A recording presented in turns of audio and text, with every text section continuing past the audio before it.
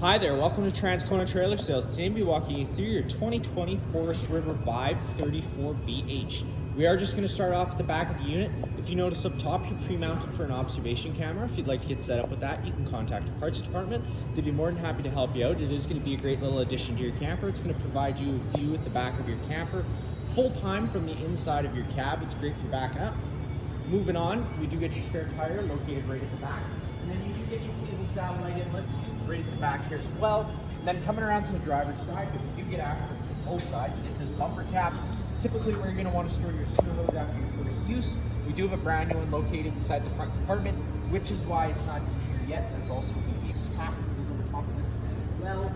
We're going to have stabilizer jacks front and rear. I'm going to go over those once we do get to the other side, because that's where the controls for them are. If you were lucky enough to have electric ones, coming right down below, you get your first sewage outlet. This is going to be a gray one, so it's going to be one you don't want to empty last. It's just a little bit cleaner water, filled from either your gray or your galley, which is kitchen sink or shower water. If you come up a little more up ahead, you get your main sewer outlet. So this is where you're going to find that black tank valve, which is going to be this big guy at the back here. It's going to be kind of hard to see, so remembering to empty of that is going to be huge. I know it's hard to see again, so just remember to empty that guy. Driving around with it full always isn't a good idea. Just that much extra weight, stress on everything. And then you do have one more gray, so you have a gray and a galley. Galley is going to be just for your kitchen sink, which would be the one at the back there. Or sorry, that's going to be your gray. This is going to be your galley for your kitchen sink. Again, one you're going to want to empty last. Always empty the sewage first. Just helps keep that hose that little bit cleaner. Come to your power inlet. Today we're just using the shop cord. Your cord will look exactly the same though, and you're just taking note of that notch there. It does line up with that notch on this side, as well as this silver strip. Lining up the silver strip in here.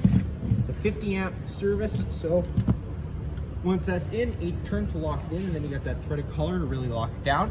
Today we are using what's called a park adapter. So it comes down from your 50 and takes you into a 30.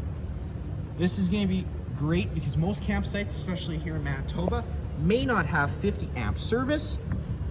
In Florida, I know you probably will, so that's going to be great. The only thing you have to keep in mind when you do go down to 30 amps of service, you can't run 2 air conditioners at once. You're only going to be able to run one at a time.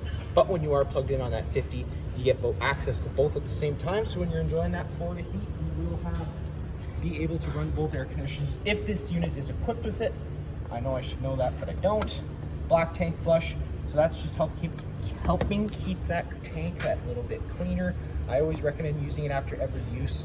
I know sometimes that's not always feasible, so again, just use it as much as you can. It is just very important that you read the caution sticker that is letting you know that when you're using it, it's very important that you open your black tank valve first and having your sewer hose connected.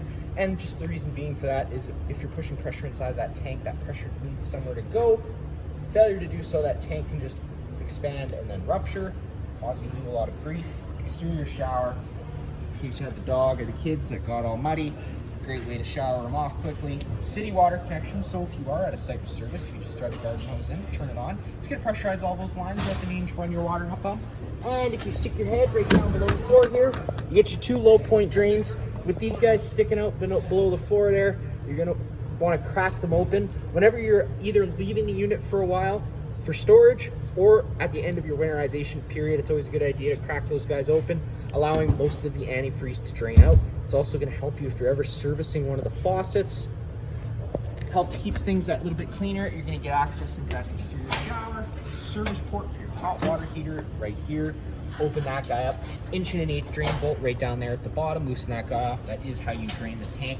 Always recommend relieving the pressure before you try cracking this loose. There's going to be a whole bunch of pressure built up inside of here if you don't relieve it first. It's going to be really hard to get this bolt out of here, and once you do, it's going to explode, which isn't the biggest deal if the water isn't hot, but if the water was hot, it could scald you.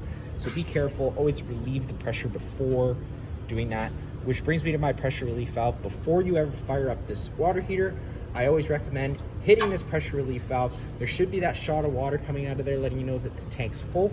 We currently have this unit winterized as we are in the winter months here in Manitoba, so that's why there's nothing coming out of there now, so it wouldn't be safe to fire up. Right down below, you get that little power switch there. Right now it's in off, so when it's in the off position, you're firing it on gas. when you're firing on gas, it's always important that you purge the system first. I'll go over that once we get to our stove. And then of course having the gas on. Coming more forward up ahead, fresh water connection. I know this side's a busy side, the other side shouldn't be as busy. So if you're out boondocking or your just campsite doesn't have water, this is a great way you can siphon water in, or just turn a garden hose and it fills up your fresh tank. Peeking your head down below the floor here, it's also where you will find somewhere, it's on the other side, sorry. In here, right through to the other side, you notice, you get your 50 amp service cord. Around the front of the unit, you got your battery disconnect switch right there at the front. With it in the on position like it is now, the batteries are connected to the unit. If you were to turn that to the off position, the batteries would become then disconnected from the unit. Right down below in there, you got your 24 RV battery, and then underneath this cover, most of the time for your day-to-day use, you just have to loosen these guys off, flip open this cover, it gives you access to both top of the tanks. But just for the purpose of the video, because at some point you will have to take this cover off and fill them up, just pull up, it does slide right out of place. And easy, again, sometimes you just have to persuade it. It's getting hooked on something. Try to figure out what that is. Just a regulator.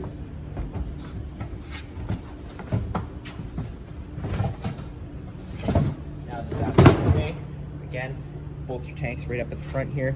With this pointed to this side, you're drawing off this tank. You do get 30-pound tanks with this unit. That's a big bonus, extra propane. Like any standard barbecue, you're just opening that valve up counterclockwise, nice and slowly, opens up the flow of propane to the unit. Now if this tank were to go empty, it is just as simple as closing this off, flipping this over to this side, and then you can then draw off this tank while either A, you're getting this tank filled, or till the end of your camping trip if you don't have that far to go. Right up at the front, now on the right side of the unit, which is the passenger side, you get access to the other side of that storage compartment, where you're gonna have the weight distribution, which is customer did opt to go with. You get that standard starter kit, and inside there, that's where you find your 15-foot water hose, 10-foot sewer hose, some other miscellaneous goodies, including a 15 amp park adapter to go down from your 30. So I know I said it was a 50 amp trailer, so you can actually run it off a 15 amp standard household outlet. Just keep it in mind, if this trailer is plugged into a standard household outlet, you can't run your air conditioner. It's realistically just to run your fridge and your lights to keep your batteries charged up. This little guy here is just the exterior wand for down at the back there. I'll show you how that guy works in a couple minutes. This switch here, you got to extend and retract. Hit that extend button, feet start making their way down. You're gonna notice, it's a good thing I did this in this video so you can see, sometimes the feet do make their way down at different paces. It's an open gear system, so it just puts down the foot with the least resistance first. Don't panic unless it starts making bad noises. Once that foot contacts around, the other foot starts coming down, and now that these feet are almost at the ground, it's important that I should say that it's important you level this unit first, as these are stabilizing jacks and not leveling jacks. If you try and use them to level your unit, you do run the risk of bending them, so just keep that in mind. But once that other foot contacts the ground, you see that motor torque up with some torque there, and you can just let off the button. Again, you can hold it and it'll still try keeping to lift the trailer, but you either risk burning out your motor or bending on your legs. To retract it, it is the exact opposite, and the rear jacks do work the exact same way as the front ones, so I won't worry you over going over the rears. Again, just allowing those feet to come all the way up, watching that motor torque up, and you're all done. Now coming a little bit more further up ahead, it's kind of just outside space. You got this little flap here. This is the exit for your range hood. It's always a good idea whenever you get to your campsite to remember to open that flap. That way you can evacuate those fumes as you try to. But whenever you're camping, whenever you're not using it, traveling, or storing it, it's always a good idea to push in on those flaps. Clicks it into place, stopping any excess dust from getting inside of the unit, as well as any other critters. Couple outlets right here, and then you do got your furnace exhaust. Just keep it in mind whenever your furnace is running, this will be blowing out hot air. It's close to the awning and the exterior kitchen, so if you had a chair of any sort out here, there's the risk that you run burning it if you left it in front of it. Little exterior kitchen space, big exterior kitchen space, I should say. You do have two 120 volt fridges here. Of course, one for kids drinks, maybe one for adults drinks. I don't know, maybe you could just put extra food in it. Nice little TV, and then the rest is just storage space. There is a light inside of here as well. It's just on its own center push button. Oh, sorry, it's not on its own center push button. It's on this button on the back wall. And the spray port I was telling you about is just right here. So you just line the 2 notches up on the corresponding end of the spray hose, stick it in here and twist, and then you got sprayable cold water. Again, these are 120 volt mini fridges, so they do only work whenever you're hooked up to shore power. They will not work any other way. They don't run off 12 volt. Whenever you're closing up this kitchen, I do recommend always making sure you got it latched properly into place so it doesn't fly open on you on the road. Now for the best part, to take a step on inside. You are just going to take that assist handle, push it up, hold it 90 degrees. It's going to allow it to lock into place. These customers opted to go with this cool handle, which I haven't seen before, but I do like it. Way better grip. Opening up the door, you have to open the door all the way to get the stairs down. Once your door is opened up all the way, you just pull on this, pull it towards you. The stairs will start folding down. You got adjustable feet for your stairs so that you can have nice and level stairs for your campsite needs. Stops on the ground. The ideal position for these stairs is just to have this black catch plate as close to the silver catch plate as possible. That way this door can just open and close freely.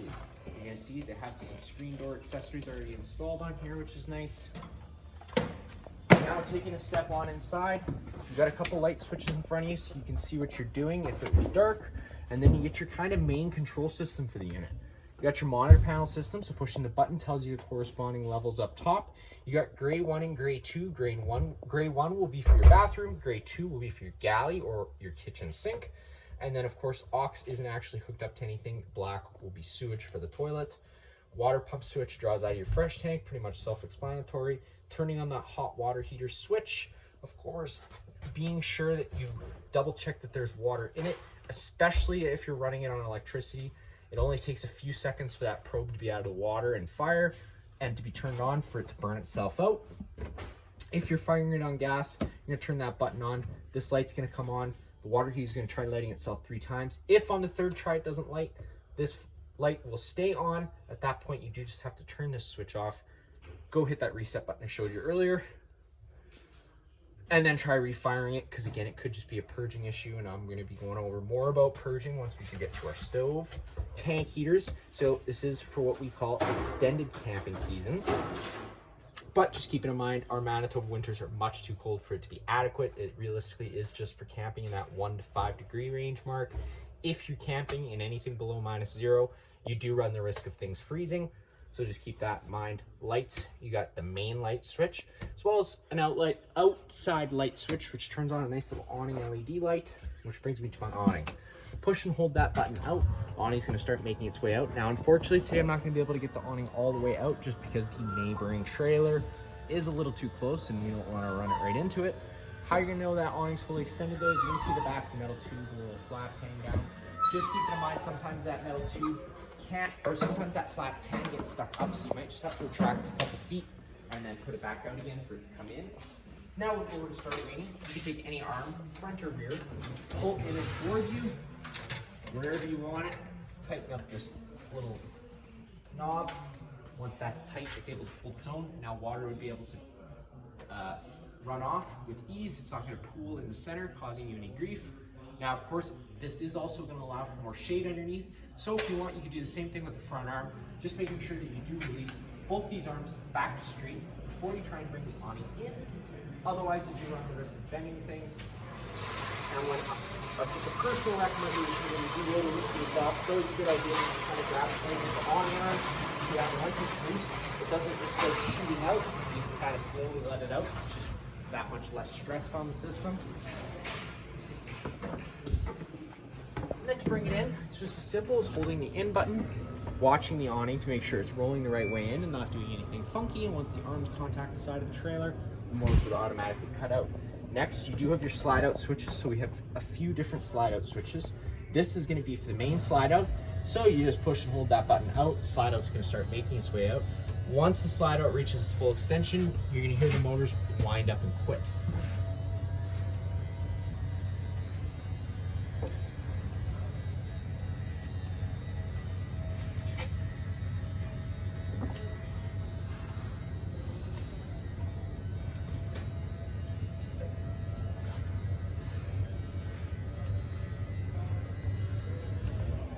So you heard that wind up and quit. Next, we're gonna have our kitchen slide here.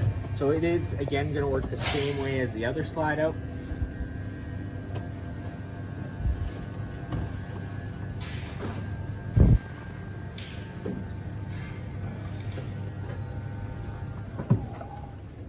Perfect. Now, if you want to be extra cautious, a good way to be sure that it's fully closed is just running your hand between the slide out and this metal plate, just making sure that you do feel it butted up against there nice. And then last but not least, you get your rear back bed slide.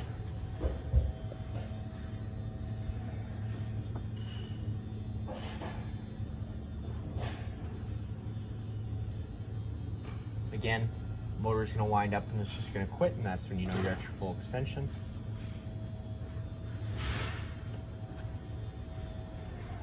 And there you go. We'll start off at the front of the trailer here in the front bedroom. Now, it threw me for a little bit of a whirl. So this door doesn't open like a standard door. As you can tell, it just kind of slides and opens. So when you first go to open it, just kind of be cautious of it because it is a little bit different. Light switch on the left. Beautiful bedroom space. All the blinds in the unit do work the same way. They just kind of sit really even. One quick pull will allow them to retract back up. You have tons of storage inside this unit. Just, of course, whenever you are using any of it, being mindful of drains, water lines, and wiring. You're not going to be wanting to affect any of that. Underneath the front bed, pick up at the foot of it. And they do give you a little extra storage spot here, including behind it, to store some shoes, blankets, sweaters, or something. Inside this closet, you get a beautiful closet space, and as you can tell, I left this false panel out of the way so you can't see. This is where you get access to that water heater for your bypass valves. There is also a light inside of there, which is quite nice. This wall here is where the TV backer will be located, so if you want to mount the TV in the bedroom, this wall will be the best place to do so. You already have your coax and your couple plugins here, just to already make things that much easier. Now, last going to the bathroom. Open that up, taking a look on inside. Nice little bathroom space. Light switch on the left. Nice little towel rack on the wall. Light switch, toilet, shower above my head. Got this vent lid clockwise to open her up. Now with it open all the way, you're gonna notice you open straight up into the atmosphere. So if it were to start raining, it's gonna get wet inside here. And of course, if you're to forget this open during travel, there's the risk you run of it bending. We do sell covers here at the shop that go over top of these. It's gonna allow you to run this fan, whether it's raining or not, because it's covering it. And then of course you just get a little added extra protection against hail. If you'd like to get set up with something like that, again, you can just contact a parts department. They'd be more than happy to help you out. On the wall here, you get your main GFI plug. You got reset on the left, test on the right. If you got orange or red lights ever on, it's telling you that the system's tripped. If it ever happens, always reset it and try it again. Again, it just could be a fluke. Underneath, storage, but that is also where you get access to your water pump for winterization. Another spot for some storage. And now, taking a step into the main living space. Beautiful layout. You do get sofas on both sides. And of course, these sofas do turn into a bed. You just have to pick up the foot of them like any hide-a-bed, pull them out, and you're ready to go. Entertainment center right in front of us. You're already pre-mounted with a nice TV there. You got your thermostat for the unit, which controls both the air conditioner, again, which is going to run off electricity, and then your furnace, which is going to run off heat. Sorry, I'm just turning these lights off so I remember.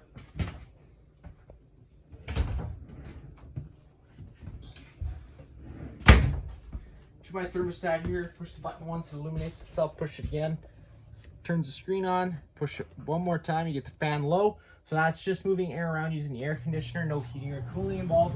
Again, the air conditioner is its own entity. It's going to run all its air through the ceiling ducting you have throughout. Or of course, if you open up this, it's called a quick dump system, so it's going to dump all its air into the main living space. So let's say you're going to Florida, for example. You get to Florida, it's hot, super hot inside of here. It's always a good idea to cool off the main living space. Once this main living space is cool, you can then close these louvers and push the air throughout the unit to cool off the rest of the space. Now the reason I'm telling you to cool off the main living space is these two vents right here.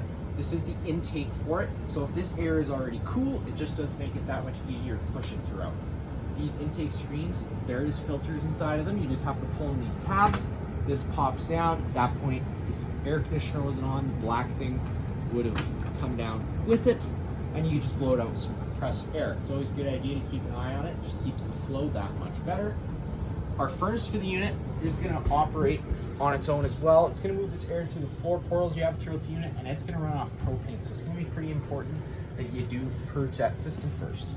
Again, same thing, but high fan, and now you actually get to cooling effect.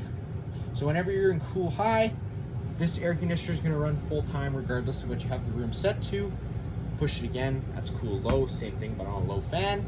Now is when we get to auto. Auto is the setting I recommend using because it creates an on-demand system. So let's say we have the room set to 38, which it probably would never get inside of here on a hot summer day, but the room's actually saying it's 71.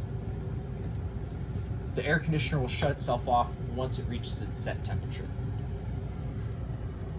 Push that button one more time, kills your air conditioner, fires up your furnace. Again, you're going to want to make sure you purge the system first. One more time, it cycles you back over to off into my entertainment zone. It's pretty much just like home, minus the fact you're going to have your different zones. You got zone 1, zone 2. Zone 1 is interior, zone 2 is exterior. Down below, beautiful little fireplace. Power button on the far right to turn it on. You got a timer next to it. It goes anywhere from 30 minutes to about 6 hours. Then you can change your different flame color or your different rock light colors. And then you got your different heat options as well, whether that be high, off, or low. Whenever you do turn this on, it runs for a few extra seconds after you turn it off just to allow itself time to cool down. Pop this guy open. It's your main converter for the unit. It's also your fuse and breaker panel. All your fuses are on your right. All the breakers are up top. Whenever a fuse pops, there'll be a little red indicator light letting you know which one's popped. And whenever a fuser breaks, or whenever a breaker trips, it'll sit in the middle, so you just have to turn it off and then back on again to reset it. Inside the slide out space, again, dinette. So in case the 2 sofas weren't enough extra sleeping space for you, on top of the bunk room, this does also turn down into a bed. You just have to remove the feet from underneath the tabletop. Set your tabletop on its desired ledge. Take your back cushions, fill in the center, and it would make yourself another bed. Nice little island here, which brings me into my kitchen space. Fridge on the far right. Slide that over, open this guy up. Fridge freezer combo, all the controls for which are down and low. You got set. If you hold that set button, you can turn that fridge on or off. You got cold, and then coldest. 1 is obviously the warmer temperature, 5 is the coldest. If you set it on the 5th setting, it's also going to make the fridge the coldest the fastest, in case you forgot to turn it on before the night you left. Which brings me to my stove. Now, because this unit's equipped with propane, I should inform you of a few things. Once the system is turned off, the system does have to be purged. Another reason I say that is once the system's turned off, it allows air into the system. Once air makes its way in, of course, purged out. Quickest, easiest way to do that is just by using your stove, as you get to decide how many lighting sequences it goes through. If you went to go to fire up your water heater or your furnace, those will only try lighting themselves a couple times. If they don't sense a flame, it's going to throw a fault code at you. If you don't know what the fault code means, it could be a little wrench in your weekend, especially if you needed something like heat. So come to your stove, flip it open. Now, of course, because this is gas, you do need to be safe still while purging it, so always holding your face back is always a good measure. And as soon as you do turn this gas valve on, always making sure to hit that igniter every few seconds, so that way once gas does start spewing out, it lights right away and it doesn't get a chance to build up and cause a minor combustion. Turn that over. Again, sometimes it can take a few seconds, so just be patient with it. Doesn't always light right away. And you're seeing that exactly. So this is kind of what I mean.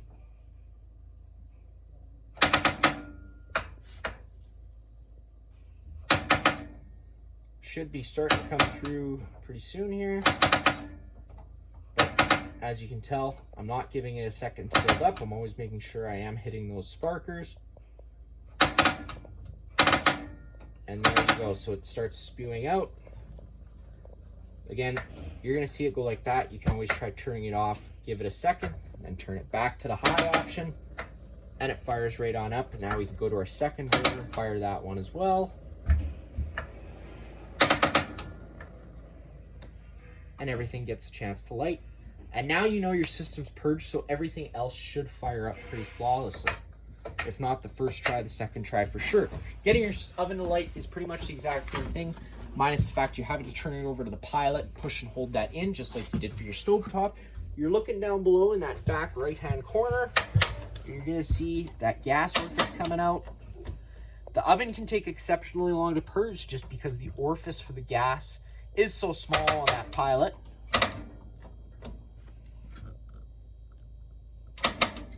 And there you go. Now once that pilot's able to stay lit without you pushing in on the button, you can turn it up to your desired temperature and it does fire right on up.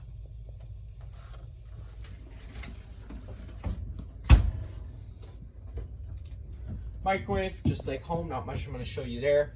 They give you an awesome pantry space. Take all sorts of goodies with you, or pick up goodies while you're there. Now, because this unit's propane, you got your LP detector right here near the ground. If this guy ever starts going off, don't panic. Just turn off the main supply at the front of the unit, open up some windows and vents, and allow some fresh oxygen inside here. Light switch on the left, you get your bunk room, beautiful bunk space. Previous owners installed these stoppers here in case you have younger kids. They're not going to hurt themselves. This little ladder here, it is simple to get out. Push up on it, it'll allow it to fold down. You can then get in and out. But when you go to bring this slide in, always remembering to tuck this ladder in. Slide out butts right up against here inside here. If you forget this out, it's going to run into it. It's probably going to cause some damage. So just be careful with it. Tons of storage all throughout, but other than that, it is just a sleeping space. Now that is going to be it for this unit here. If you have any other questions, feel free to give us a call.